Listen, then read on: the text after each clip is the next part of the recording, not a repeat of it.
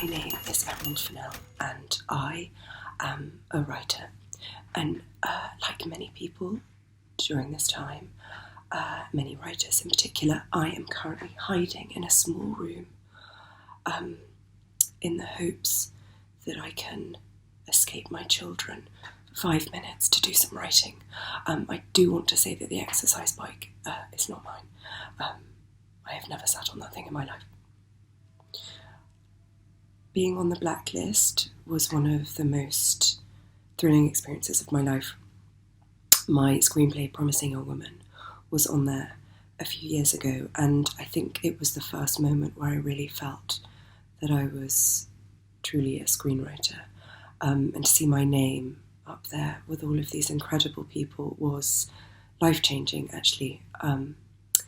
And so I just want to congratulate everyone who's on this year's list, because it really is one of the most exciting things in the world.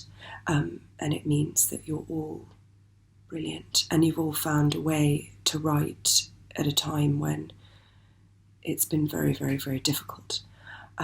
So I particularly applaud those of you who are doing what I'm doing, which is whispering and praying that naughty little clammy hands aren't going to come in and spill something all over your laptop. They asked if I had any advice, and I don't think that I do, because if you're on this list, you certainly don't need my advice. But the only thing I would say is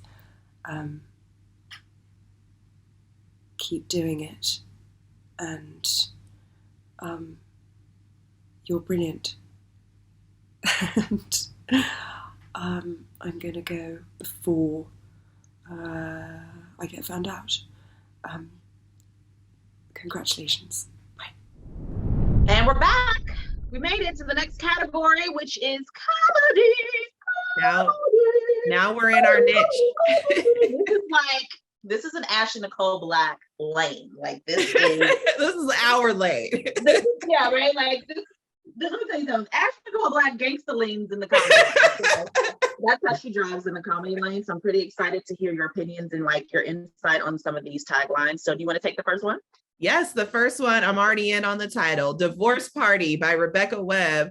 Patricia Ford feels pretty good about trading her South Boston roots for the perfect life on New York's Upper East Side until everything falls to shit and her raucous girlfriends throw her a divorce party at the home she's about to lose. Woo!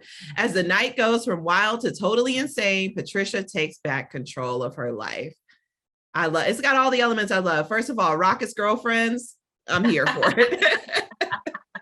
Celebrating a divorce? Yes, this sounds like a very good movie. It's that whole thing when you're like trading your roots for some other type of vibe. So like she says trading her South Boston roots for that perfect life on New York's Upper East Side. You know what I mean? Like that whole like trading places kind of vibe and that energy of like the aqueduct fitting into like a new space and like the challenges of all of that.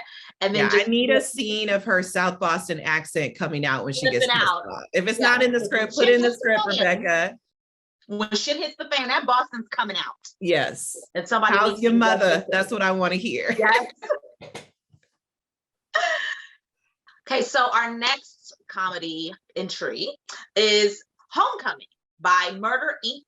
with a K by Hudson Oboyuwana, Brandon Broussard, and Jana Savage. It's 10 years after graduation. One of New York's most eligible bachelors and his eccentric, wonderless wingman tried to pull their recently divorced friend out of his rut by taking him back to Howard University's legendary homecoming for the best weekend of their lives. As an Howard alum. And I actually know two of these writers, which is hilarious.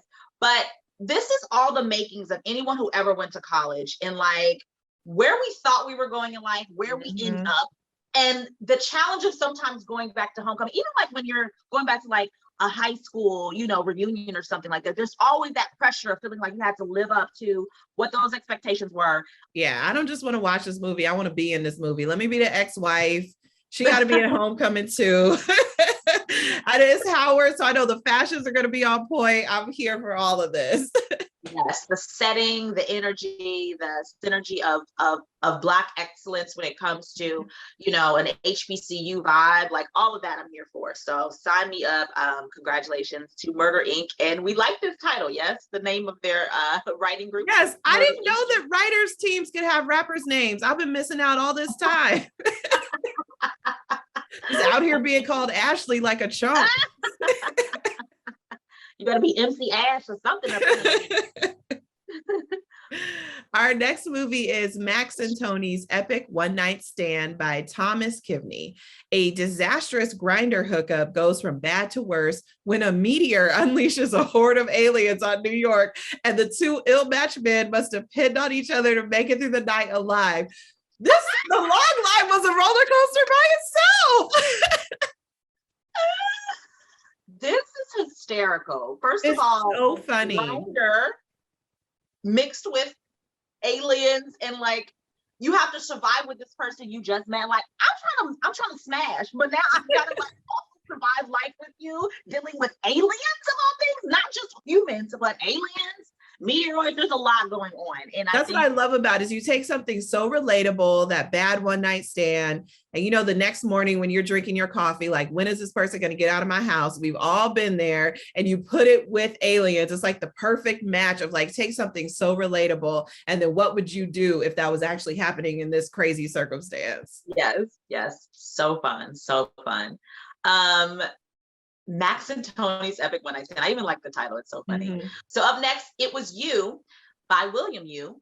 With the future of Manhattan's Chinatown at stake, a stubborn store clerk battles against an innovative CEO's expansion plan. While both are unaware, they've been falling in love with each other on a new anonymous dating app.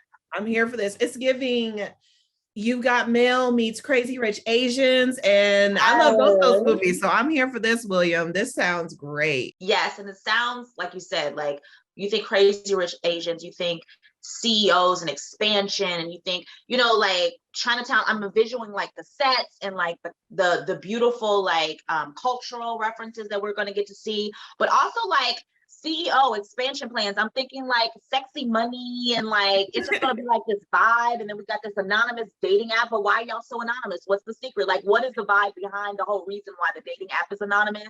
And like the fact that they're falling in love with each other and are not aware that they actually probably want to rip each other's head off. So it's a rom-com, but we're talking about gentrification. It's a woke-com. I'm here for it. Yes, woke-com. Yes. So we're going to go take another break, and we'll see you guys in a second.